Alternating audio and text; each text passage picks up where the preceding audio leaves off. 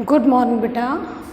आज हम लोग 12th क्लास का जो हम लोगों ने सेकंड चैप्टर शुरू कर रखा है, दो ध्रुवीयता का अंत, आज इसकी सेकंड वीडियो बना रही है। ठीक है, इसकी सेकंड वीडियो में आज तुम्हें मैं दो टॉपिक कंप्लीट कराऊंगी बेटा। एक तो है गोर्बाचेव और सोवियत संघ का विघटन, और दूसरा कराऊंगी आप लोगों को सोवियत संघ के विघटन के कारण। ठीक है, आप तुम ये कहोगे मैम सेम से लगे हैं, बिल्कुल सेम लगे हैं बेटा, लेकिन दोनों में थोड़ी अलग अलग चीज़ें पढ़ेंगी। इसमें हम लोग टोटली पढ़ेंगे कि सोवियत संघ का विघटन हुआ क्यों, लेकिन यहाँ पढ़ेंगे कि सोवियत संघ के विघटन के लिए किस तरीके से इसने एक रास्ता तैयार कर दिया कि सोवियत संघ का विघटन अब इजी हो गया। ठीक है, या फिर कौन कौन सी मिस्टेक करी गोर्बाचेव ने जिसके कारण गोर्बाचेव को सोवियत संघ के विघटन का दोषी माना जाता है। ठीक है, तो यहाँ शुरू करेंगे बेटा गोर्बाचेव के बारे में। सबसे पहले तो ये सुनो कि गोर्बाचेव है कौन। गोर्बाचेव 1985 में, आपकी बुक में लिखा हुआ है 1980 के दशक के मध्य में, यानी कि 1985 में। ठीक है, 1985 में जो गोर्बाचेव है वो कम्युनिस्ट पार्टी का हेड बना था। ठीक है, कम्युनिस्ट पार्टी का हेड बना था। जो कम्युनिस्ट पार्टी का हेड है, इसका मतलब पूरे यूएसएसआर पर, पूरे सोवियत संघ का हेड भी वही कहलाया। ठीक है, लेकिन बेटा ये कह लो कि इसकी किस्मत खराब थी, या कुछ और कह लो कि ये जिस वक्त सोवियत संघ का हेड बना उस वक्त तक जो पूर्वी यूरोप के 8 देश थे, कल भी आप लोगों को मैंने बताया था कि इसमें 8 पूर्वी यूरोप के देश हैं। ठीक है, ये 8 पूर्वी यूरोप के देश हैं। ये आप लोगों का रशिया है, और यहाँ आप लोगों के मध्य एशिया के देश हैं। ठीक है, ये पूर्वी यूरोप है, ये मध्य एशिया होगा बेटा, और यहाँ होगा रूस। ठीक है, तो जो ये 8 पूर्वी यूरोप के देश थे, इन्हें काफ़ी कुछ पता लग चुका था। ठीक है, किसके बारे में, कि इन्हीं के साथ जो यहाँ पर आप लोगों का यूरोप था, ये आप लोगों का था पश्चिमी यूरोप।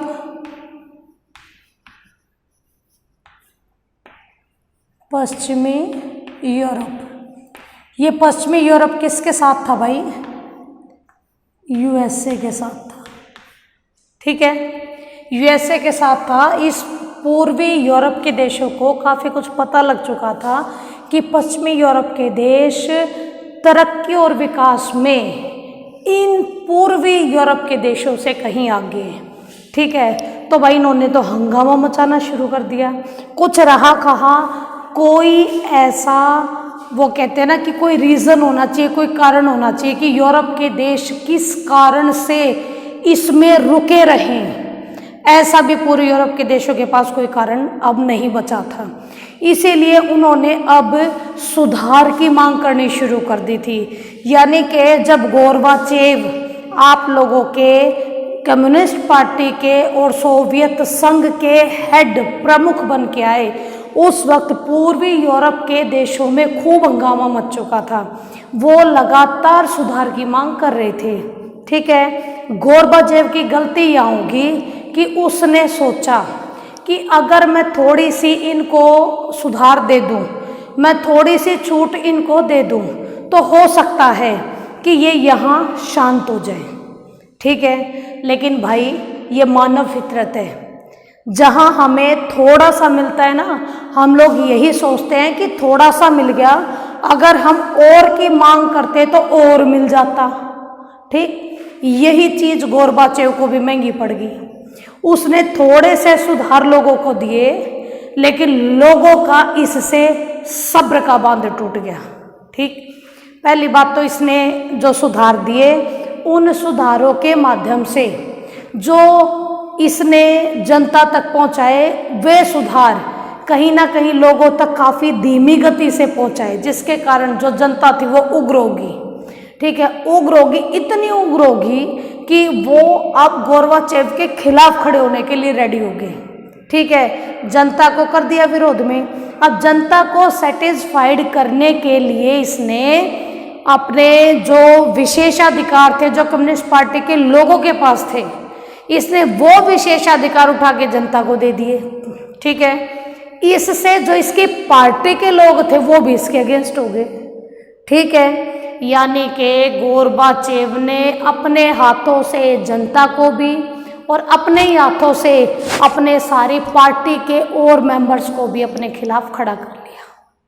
ठीक है, वाकई में जो ये काम हुआ, ये गोरबाचेव के ऊपर एक वो कहते हैं ना कि राज तिलक कर दिया भाई, कि तेरी वजह से पूरे सोवियत संघ का विघटन संभव है। ठीक है, तो अब देखिए बेटा, इसी गोरबाचेव की हम लोग बात कर रहे हैं। स्टार्टिंग में गोरबाचेव जब आया था तो उसने 3 रणनीतियों को अपनाया था बेटा। पहली थी पेरेस्ट्रोइका, दूसरी थी ग्लासनोस्त और तीसरी थी उस्कोर्नी। ठीक है, ये तुम्हारी बुक में नहीं है लेकिन सपोर्ट मटेरियल में है। ठीक है, ये 3 इसकी 1 नंबर का क्वेश्चन आसानी से बन सकता है। तो इसकी नीतियों के नाम तो तुम्हें याद करने पड़ेंगे। इनका मैंने हिंदी वर्जन भी साथ में लिख दिया है। कई बार नॉर्मली तो सबको नाम हो जाते हैं याद, लेकिन फिर भी बेटा अगर कोई ऐसा केस बच जाए कि बच्चे से ना हो तो वो कम से कम इनके सहयोग से थोड़ा सा तो याद करने की कोशिश करें। ठीक है, तो गोरबाचेव ने इन तीनों ही रणनीतियों का इस्तेमाल किया था लोगों को शांत कराने के लिए, लेकिन ये ही नीतियां गोरबाचेव पे उल्टी पड़ गई। ठीक है, पूर्वी यूरोप के देशों में सुधार की मांग शुरू हो चुकी थी। यानी ये जो पूर्वी यूरोप के देश थे, इन्हें पता लग चुका था कि प्रौद्योगिकी यानी सूचना टेक्नोलॉजी के मामले में ये पश्चिमी यूरोप के देश बहुत आगे निकल गए हैं और हम पीछे रह गए हैं। ठीक है, तो इन 8 पूर्वी देशों ने हंगामा मचा दिया कि हमें भी ये सुधार चाहिए। ठीक है, तो इसके टाइम पीरियड में जो ये काम हुआ पूर्वी यूरोप के 8 देशों के माध्यम से, वाकई में गोरबाचेव को काफ़ी महंगा पड़ा। इसके बाद बेटा इसी के लिए अब गोरबाचेव ने थोड़ी सुधार की बात करी। ठीक है, थोड़ी सुधार की बात करी। उस सुधार में था कि लोकतांत्रिक अधिकार दिए लोगों को, थोड़े से अधिकार दे दिए, लेकिन लोग तो बेसब्रे थे, उन्हें थोड़ा मिल गया तो वो और ज़्यादा लेने के लिए संघर्ष करने के लिए खड़े हो गए। ठीक है, पार्टी व जनता दोनों ने विरोध किया। बिल्कुल, मैंने बताया विशेषाधिकार लोगों को दे दिए, इसलिए पार्टी के लोग इसके खिलाफ हो गए। ठीक है, और जनता को सुधार बहुत धीमी गति से मिल रहे थे, इसलिए जनता भी खिलाफ होगी। यानी पार्टी और जनता दोनों ही तुम्हारे गोरबाचेव के खिलाफ है। ठीक है, इसके बाद हुआ ये कि गोरबाचेव के टाइम पीरियड में ही आपकी कम्युनिस्ट पार्टी का एक और मेंबर बोरिस येल्त्सिन बहुत एक्टिव हो गया और उसने लोगों की जो मांग थी उसको अब हवा देनी शुरू कर दी है। ठीक है, लोगों की मांग को हवा देनी शुरू कर दी। उस मांग के अकॉर्डिंग क्या था कि उसने देखा कि लोग लोकतंत्र चाहते हैं, गणतंत्र चाहते हैं। वो खड़ा हो गया गोरबाचेव के खिलाफ।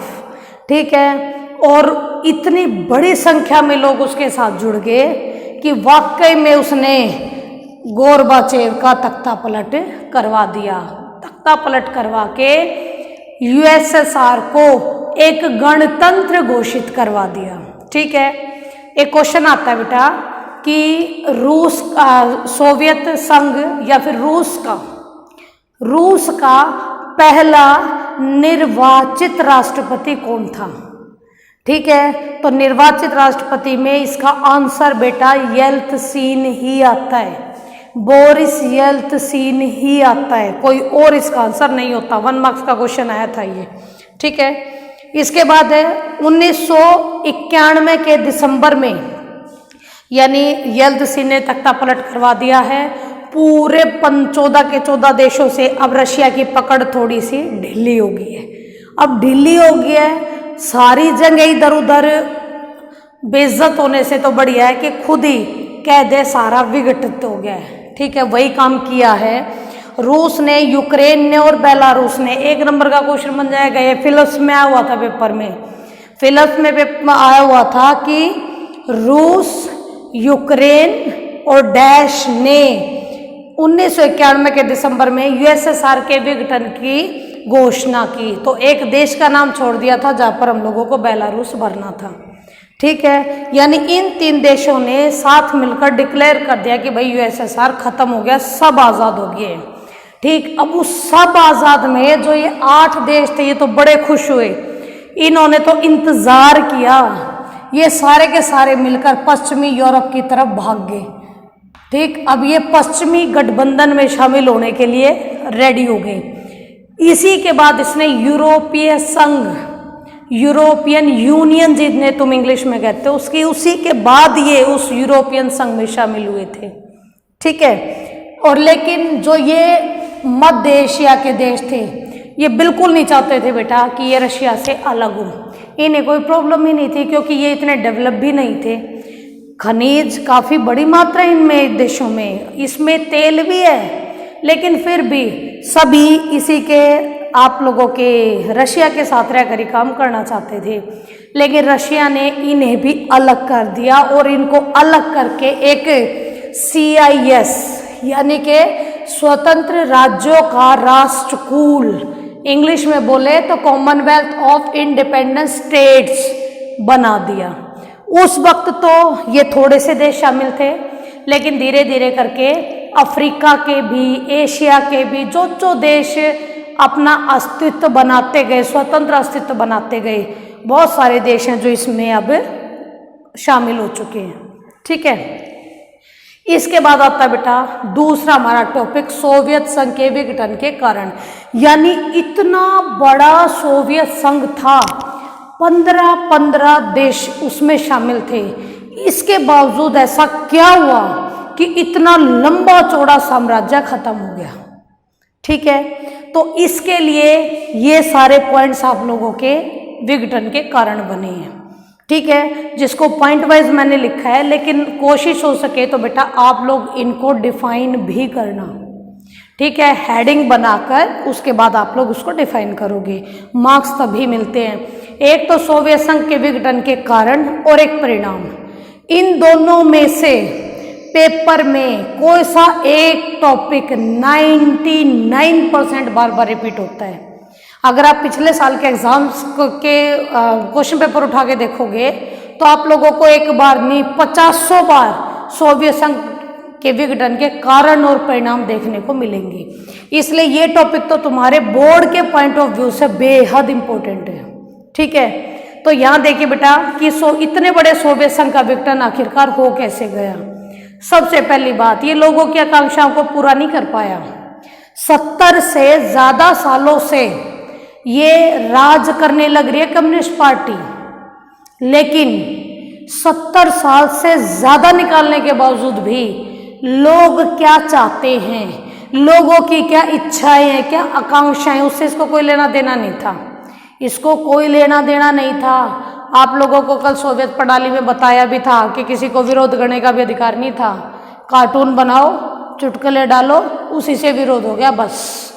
ठीक है, तो लोग जितनी उम्मीद करते थे कम्युनिस्ट पार्टी से, वो उम्मीद इसने पूरी नहीं की। इसीलिए लोगों ने इस सोवियत संघ को बाद में नकारना शुरू कर दिया। ठीक है, नेक्स्ट है अर्थव्यवस्था गतिरुद्ध होगी। गतिरुद्ध यानी गति कर रही थी, लेकिन रुद्ध यानी रुक गई। ठीक है, अर्थव्यवस्था रुक गई। क्यों रुक गई? क्योंकि हथियारों पर अत्यधिक खर्च किया जाने लगा।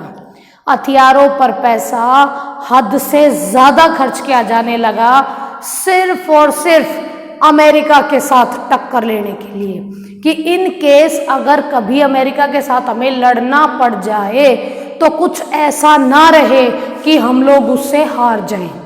ठीक है, हथियारों पे ले, आज ये मिसाइलें, आज ये परमाणु बम, आज ये हाइड्रोजन बम, खूब पैसा बर्बाद किया। वो पैसा जब वहाँ लग गया तो अर्थव्यवस्था पे कौन लगाएगा? ठीक है, तो अर्थव्यवस्था आप लोगों की गतिरुद्ध होगी। लोग जैसा चाहते थे वैसा कुछ नहीं हो रहा था। ठीक है, पूर्वी यूरोप के देशों पर ज़्यादा ध्यान दिया जाता था अब रूस है भाई, रूस के पास ये भी है और ये भी है। इन 6 देशों पर रूस ने ध्यान नहीं दिया जितना ध्यान यहाँ दिया, इन 8 देशों पर। इन 8 देशों पर ध्यान देने का एक रीजन भी है, जो ज्यादा उदंडी होते हैं उन पर ध्यान ज्यादा दिया जाता है। किसी पेरेंट्स के 2 बेटे हैं, एक बेटा बड़ा सीधा सा है, माँ बाप को पता ये कुछ नहीं करेगा, सियाना सा बच्चा है, ठीक है, बड़ा शरीफ सा है। लेकिन अगर उन्हीं का दूसरा बेटा बहुत उदंडी है, बहुत ऊत है, बहुत पता नहीं क्या क्या काम करता है, किस किस के उलाने घर पे लेके आता है, ठीक है, तो जो दूसरा बच्चा है उस पे ज्यादा ध्यान दिया जाएगा, कभी वो बिगड़ ना जाए।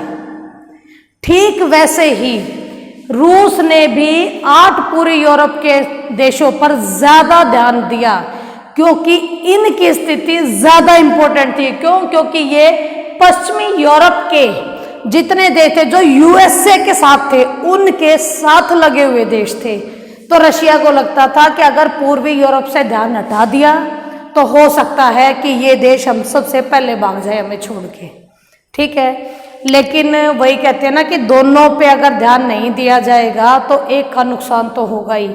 अब पूर्वी यूरोप के देशों पर ध्यान दिए गए, मध्य एशिया बेचारे सीते से बने, इन्होंने ज्यादा सुधार की मांगे कभी नहीं की, ठीक है। तो एक ही पार्ट पर ज्यादा ध्यान देना भी रूस को काफी महंगा पड़ा।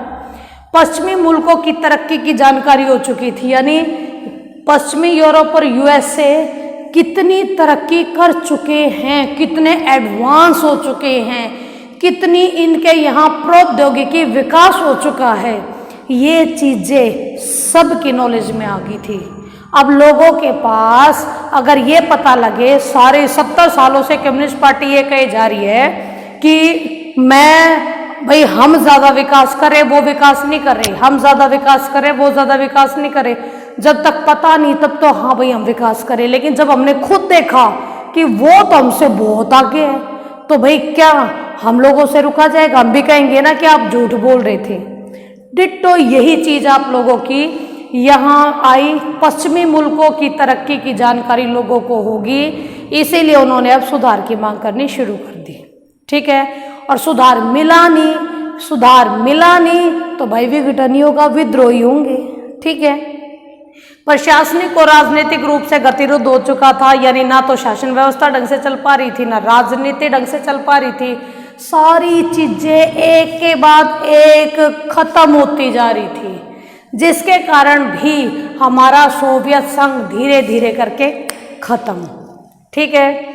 इसी वक्त सत्ता केंद्रीकृत थी, मीन्स सारी की सारी पावर एक ही जगह रूस की राजधानी मॉस्को में।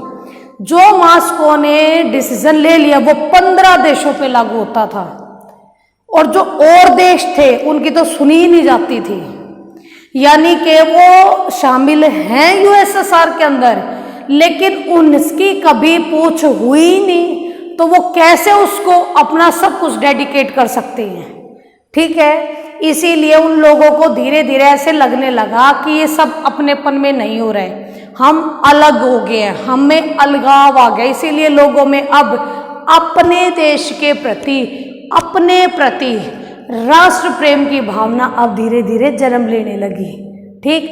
जो राष्ट्र प्रेम की भावना जन्म लेने लगी वो 8 पूर्वी यूरोप के देशों में सबसे पहले हुआ, ठीक है। लोगों ने विद्रोह करना शुरू कर दिया, वो नहीं रहना चाहते मॉस्को के अंडर में या रशिया के अंडर में, ठीक है। तो जो राष्ट्रवादी भावनाओं का उभार है, ये तत्कालीन कारण बना सोवियत संघ के विघटन का, ठीक है। सोवियत संघ के विघटन का तत्कालीन कारण यही बना।